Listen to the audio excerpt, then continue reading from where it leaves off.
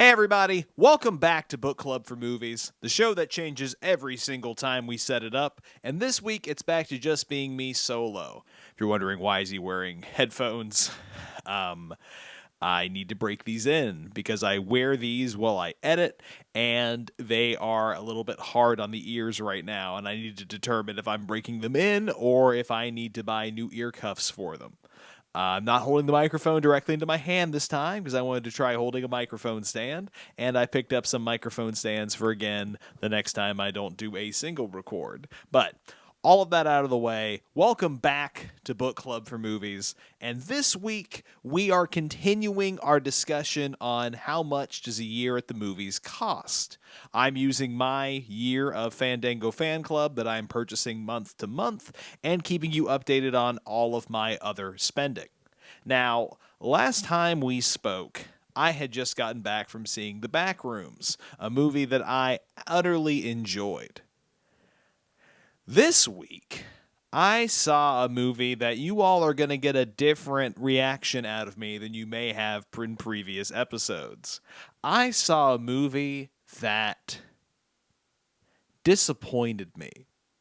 Now, much like some teachers I've had in my life, I'm gonna be a little harsh on this movie because I know what this director and this team are capable of, and this is not their best work. If you want an example of not their best work, one of my favorite authors is R.L. Stine. I've always loved R.L. Stine, and I saw that occasionally he's written some adult level reading. And so I picked up this book called Thriller from the library. This is actually Thriller 2. It's a collection of short stories, and R.L. Stine is one of the people who wrote a short story for this book, and it's not his best work by far. It's one of those it's like one of those Goosebump stories where you're like, R.L. wrote this in an afternoon and said, I've got a deadline. We're gonna ship this out. And that's kind of what I'm feeling from this movie. The movie that I saw is Disclosure Day. Now, I'm going to go ahead and front load my Fandango tracking. So you can go ahead and skip to this time code or skip to the next section of the video if you don't want to follow that. If you just want to jump to my thoughts on the movie, we'll start with the non-spoiler discussion right here, followed by the spoiler discussion right here, and then final thoughts here. Okay, so let's go ahead and update my tracking. I saw this movie at my local AMC theater. If you're wondering, why did you go back to the AMC? You had such a horrible experience when you saw Scream 7. And that's because I got a surprise Fandango Fanclub benefit this month. Now, as always, Fandango will just email these things out of the blue. Nothing is really telegraphed. Nothing is sent through a push notification or anything like that. And it was a $10 concessions credit that had to be used within 30 days exclusively at AMC theaters. If you were unaware, Fandango allows you to purchase concessions after you've bought your ticket online using AMC theaters exclusively. And no, your Fandango gift cards cannot be used at the AMC portal for concessions. So this is a bit of an odd benefit that they emailed me. But it was effective as it did lure me back to the AMC for this movie. And I did spend my full $10 credit. I'll come back to that in a minute. But to update my tracking, after we saw Backrooms, our starting total was $60.38 gained on this membership. I used my $10 AMC concession credit, and of course my $2.19 convenience fee was waived, meaning that I have $72.57 gained overall on my Fandango membership, which will definitely help out because on the 25th, as always, my month of fan club gets debited from my account. So, for Fandango's sake, to keep them in the green, it's going to be nice for them to keep sending me things randomly to help pay for things. Now, keeping up of our gift card tracking. Before I saw this movie, after I saw Backrooms and paid for 2 tickets, we left our $100 gift card at $41.80.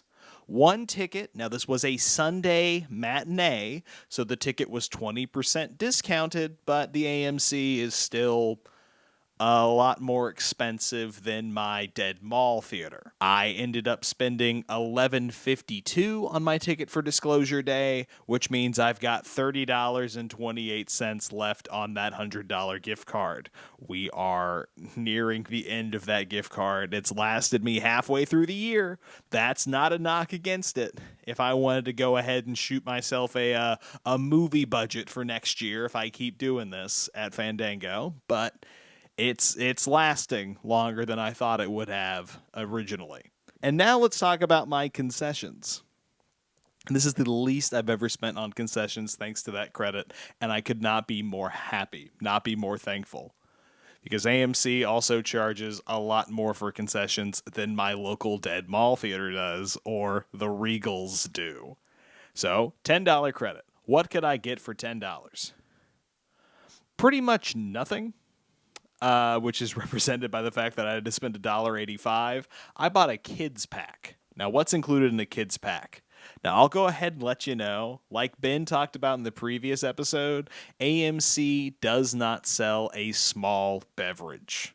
They sell medium drinks and large drinks. The small is classified as a child's beverage, which means I also got a small popcorn in the child's pack, and it comes with a free candy.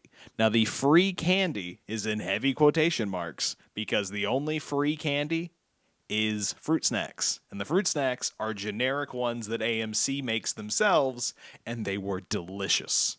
I have to say, I really loved this kids pack. The next time I go to AMC, I am definitely ordering this kids pack again because it allowed me to have a fun movie snack without eating too much popcorn, without having too much drink, and getting a nice little sweet tinge from those fruit snacks.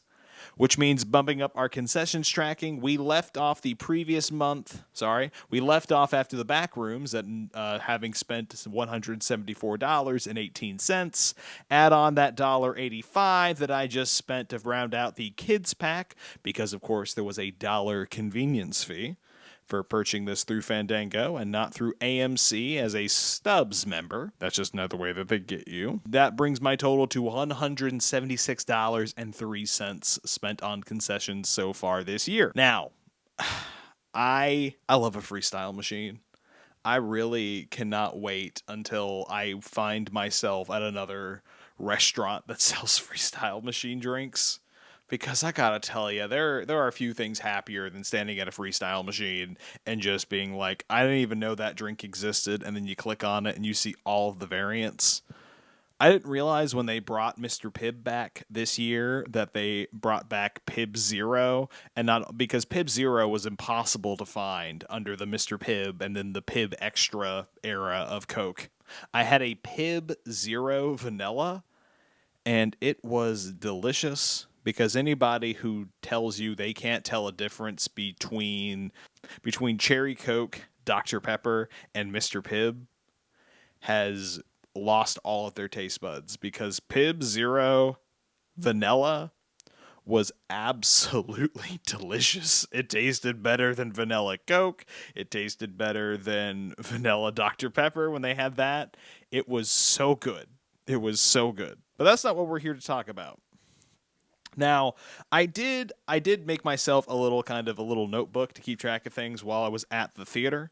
So before we get to the film discussion proper, I want to talk about the AMC experience.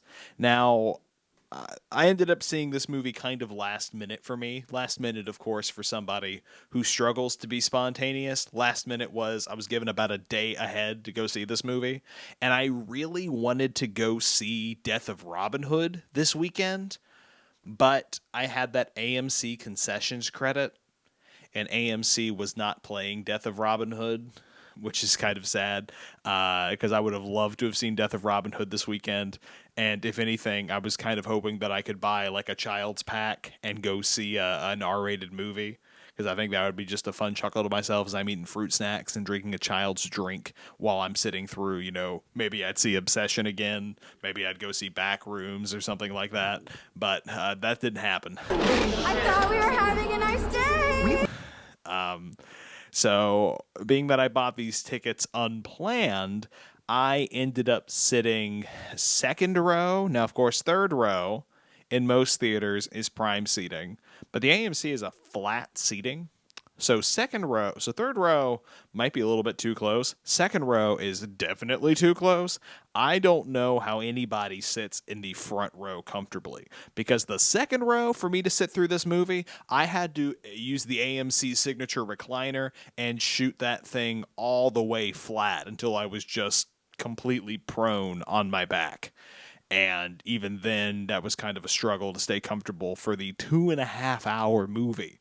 This movie was 2 hours and 25 minutes, not factoring in any trailers, pre-rolls, whatever it was. And every time I end up at an AMC, I think they've gotten rid of the Nicole Kidman banner, because I had a Minion ad about Minions at AMC, and they were talking about, gabba gabba, make sure you find your exit banana, or whatever the Minions say.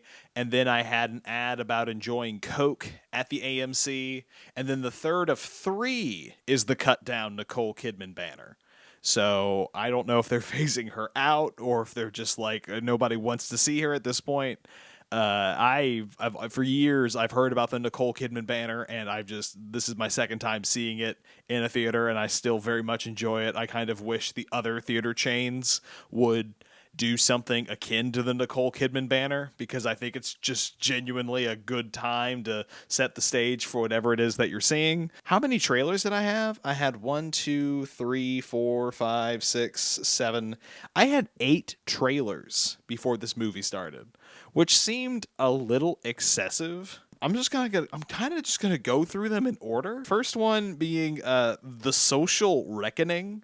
For those unaware, Aaron Sorkin is making a follow-up to Social Network about the Facebook on trial, Zuckerberg in front of Congress era of Facebook, and it has no returning actors, of course. He's returning, of course. But watching the trailer, all of the actors just look weird. Like Jeremy Strong playing Zuckerberg. He's got the voice down. I'm a free speech absolutist. I'm not the one who's lying, and I'm not stopping them from seeing someone who is. But the look does not look right. He kind of just looks like he's got a bad haircut and a long face. He's just... It's not giving Zuckerberg visually. Bill Burr is in this, and it's kind of crazy seeing Bill Burr be in a movie about, protecting civil liberties after the Riyadh situation that's ruined his mental health and his career.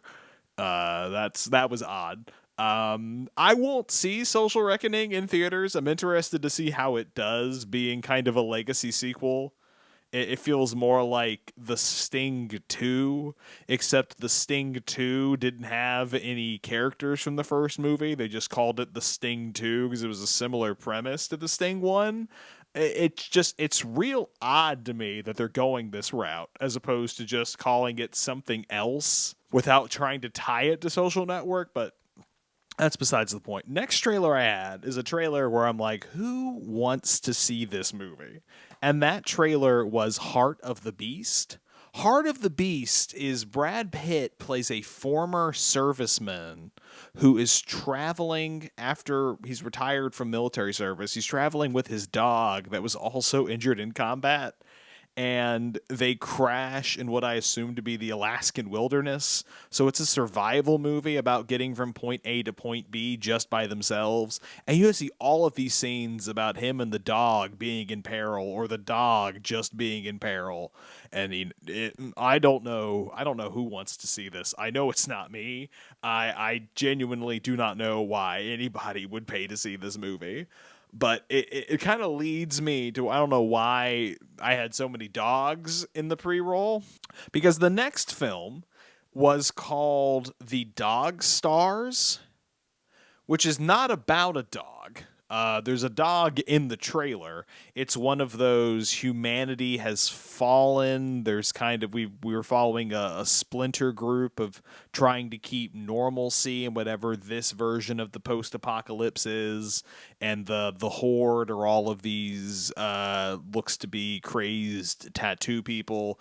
Don't know from the trailer if it's a virus or just a split faction or anything like that. I know it's a Ridley Scott film, which means you can toss a coin in the air if it's either going to be great or absolute garbage. But it really hit me. The third movie, The End of Oak Street, opens with a dog, and I said, "Is this the third dog movie in a row that I'm getting before this movie?" The End of Oak Street really interested me. I'm going to bring it back up later, but I really liked that trailer, and it went from a movie that I had never heard of to being now on my radar for August.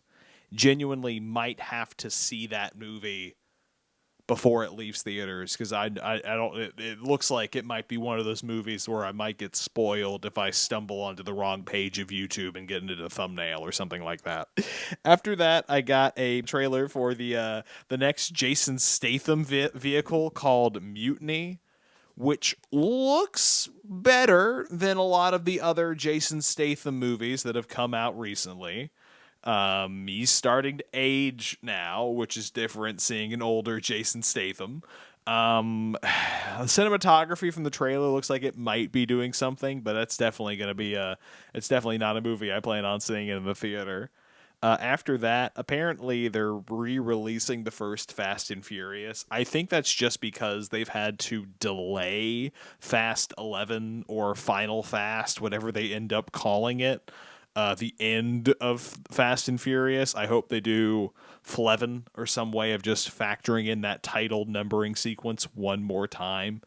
And I know Vin Diesel has said that Paul Walker's character is returning in this one, which is crazy because he's dead. So I don't know what they're going to do. I really hope they don't AI Paul Walker. It was bad enough when they had his brother wearing a CG mask composite of his other brother and himself. It was real weird. Next trailer I had was One Night Only, which was a high concept rom-com. It's basically two people meet and have an awkward day on, in this world, there's only one day where premarital sex is allowed. Finding love is hard enough. Try doing it on the one night a year single people are legally allowed to have sex. Which I think is a really fun concept for a rom-com, and the trailer sold me. I know it's got that guy. I don't recognize the girl, but it's got Callum Turner in it, who I've never seen before, but I know he's on the short list to play Bond.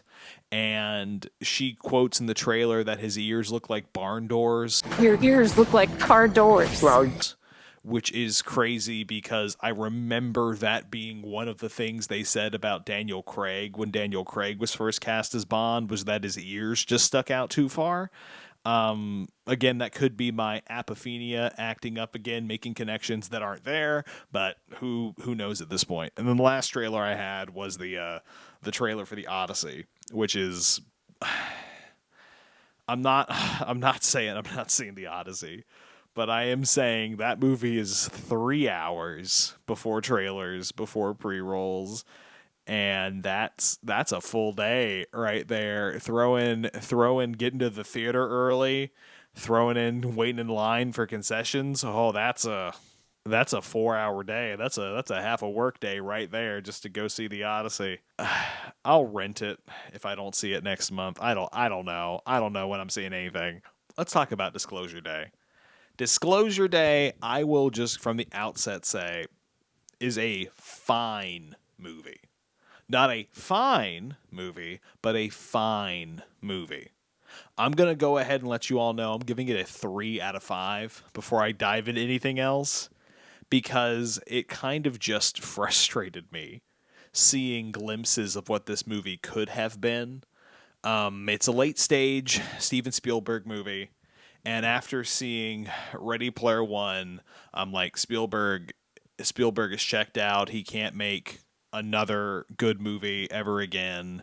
And then he made The Fabelmans, and I said, I'm back in on Spielberg.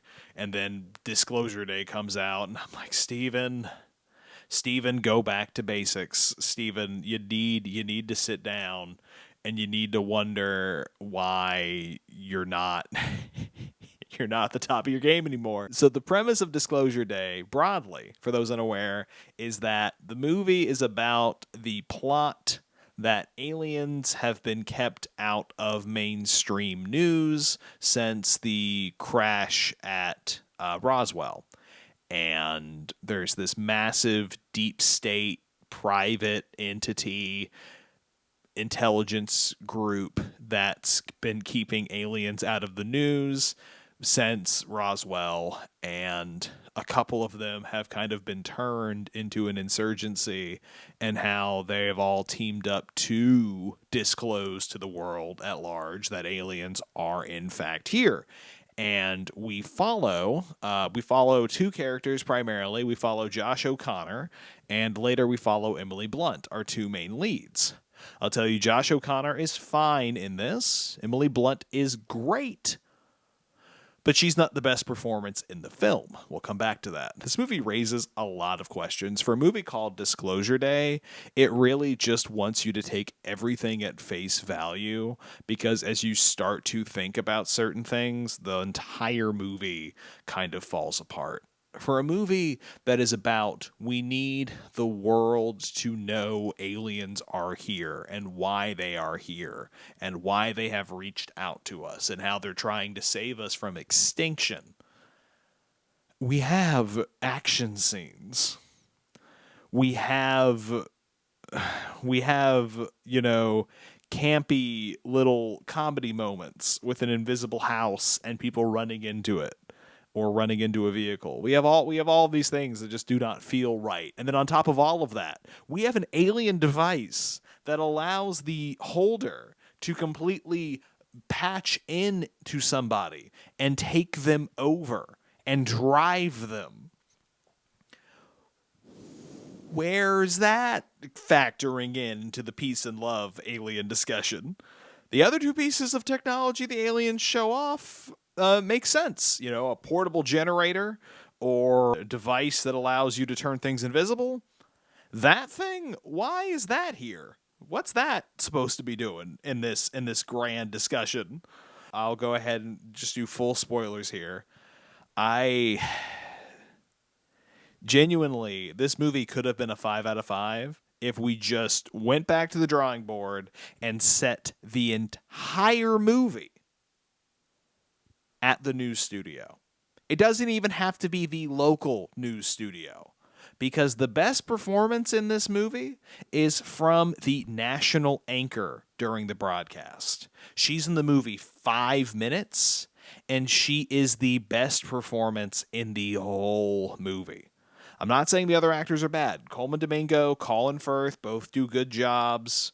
There's a lot of wider questions this movie asks and does not answer. But her performance as the newscaster who is just commenting live on just clip after clip of decade after decade of alien encounters really hit me. I mean, this is what this movie should have been. I wrote a spec script in college for a writing assignment that was, I had written a short film. I expanded on a short film concept I'd written earlier about, let's do a monster movie, like a Godzilla-esque movie, from the sole perspective of a news broadcast.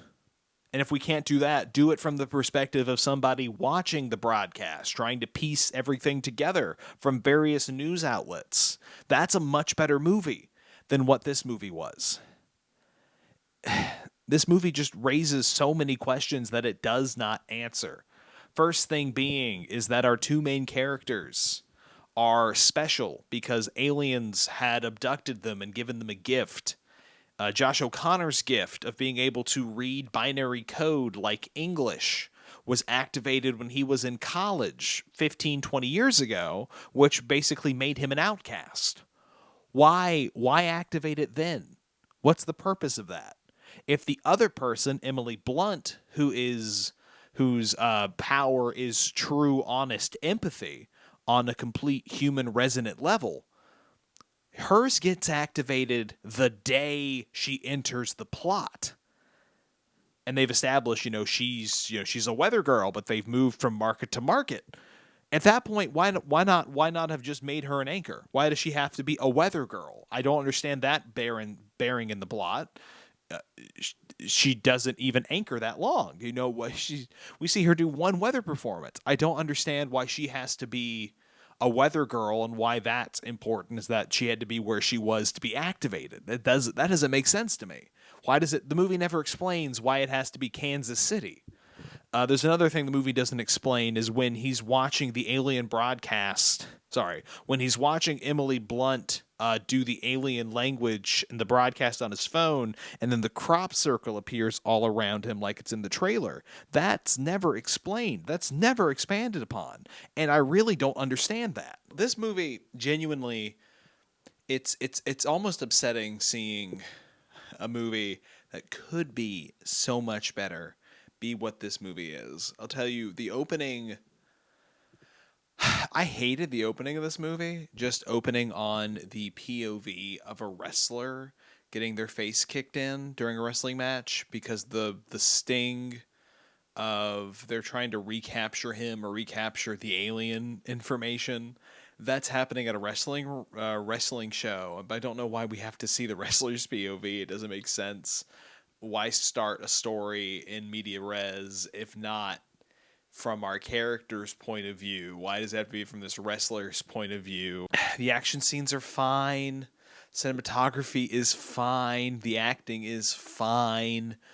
But that ending really, really shows the better movie that's hidden under a couple layers. If they had just gone back to the drawing board, Spielberg and Koepp really could have made something here, something that I think would have resonated with the younger audience, that Spielberg is almost surprised at. They're going back to the movies because they're going back to the movies to the things that interest them. And if you show people all of the steps that go into getting something from broadcast to nationwide or even the world, I mean, that's a much more interesting angle for this thing called Disclosure Day. Emily Blunt's powers of having pure empathy, being able to automatically translate everything if needed, or for somebody to see the face of whoever they need to hear this message from. It's a really great idea for a power. But again, why is she the only one that has it? When Colin Firth is talking with Coleman Domingo about how he couldn't take over Josh O'Connor's character with his alien device that allows him to drive people, it said because he's an experiencer, right? And we can't do that to experiencers. So how many other experiencers are there? What powers do they have? Because it clearly can't just be these two people if they know this device doesn't work on experiencers. So did aliens not give them gifts? Did they get different gifts? It really feels like there's a lot of things missing. And this movie is not breezy. At 2 hours, 25 minutes, there's a lot of fluff. This movie is very bloated. But it checks all of the boxes enough to be fine. It's not a terrible movie, but it just leaves me with so many more questions as to why couldn't we have focused on this aspect. Josh O'Connor's girlfriend being a renounced nun who fled the convent is a really interesting angle. Having her mother superior believe in aliens and quoting, the verse from Genesis that says we are the supreme beings on earth, and her belief that why would the universe be so vast if we're the only ones in it? That's a really interesting idea, having the faith with the aliens angle.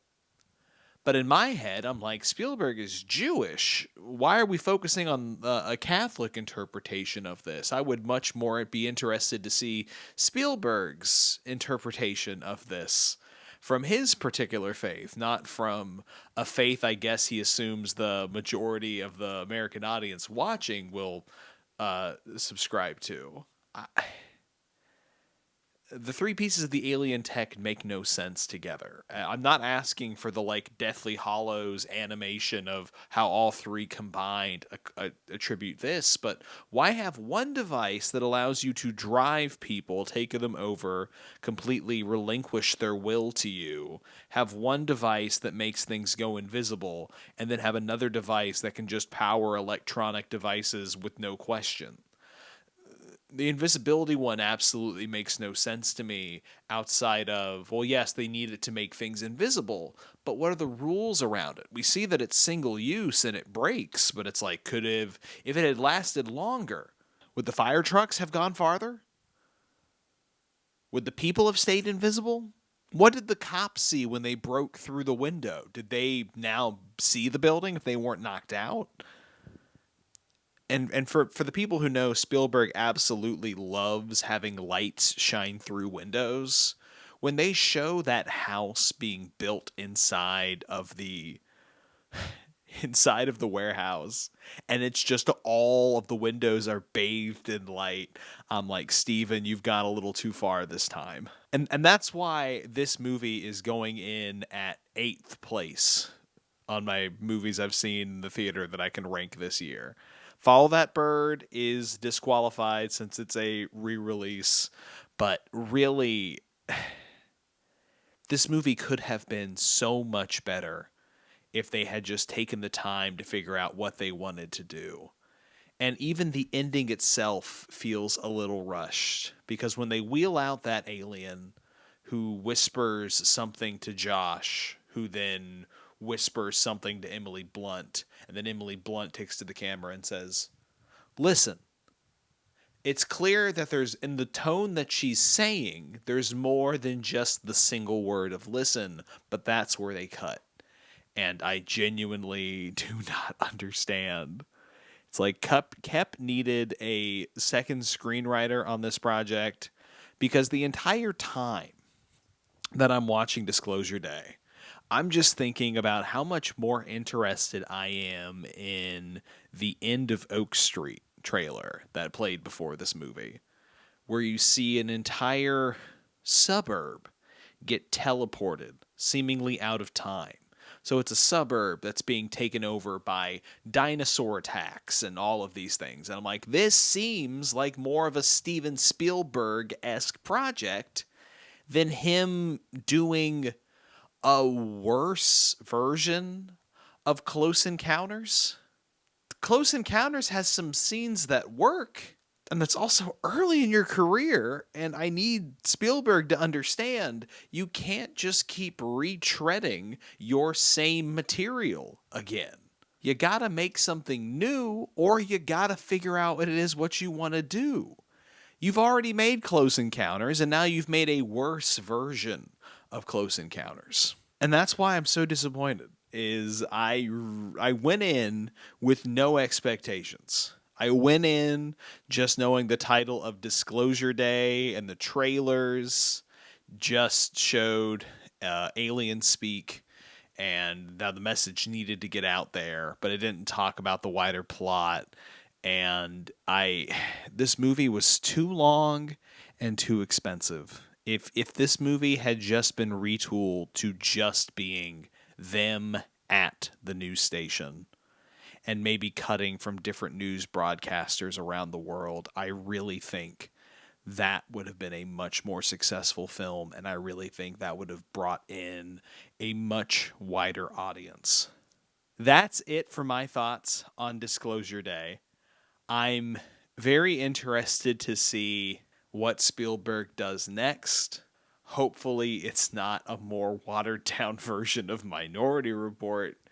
Because if you're unaware, Steven Spielberg's one of those people that always has like 10 movies that are possibly his next movie. I know he's been talking about making a Martin Luther King Jr. movie for years, to the point where he owned the copyright for he owned the trademark or the copyright for Martin Luther King Jr. speeches. So when they made Selma about 10 years back, they couldn't use the speeches in the Martin Luther King movie. And it's like, Steven, they asked him, and he's like, no, I might still make that movie. And I'm like, Steven, you gotta let them use the speeches because they beat you to the Martin Luther King Jr. movie. It's not like it's a mockbuster of your Martin Luther King movie that's not in production. Spielberg let me down. Spielberg will return, because if you have his career of just all of those, some of the greatest movies ever made, you can just continue to fail and people will allow you to make more movies. Because if you say from the director of E.T., Raiders of the Lost Ark, Jaws, Close Encounters, producer of Back to the Future, Poltergeist. I mean, he's got so many big titles under his belt that no one does, from the director of Ready Player One, from the director of the BFG, from the director of AI, artificial intelligence. Nobody brings those up. If the next Spielberg movie says from the director of Always, or War Horse, or Lincoln, I'll be very surprised. But anyway, that's it for this week in Book Club for Movies. Yeah, it's just it's kind of difficult when you see such a shallow mainstream film that gives you nothing to talk about. It's kind of hard to put some meat on these bones. But anyway, thank you all so much for watching. I'll catch you all next time on Book Club for Movies. Have a great week, everybody.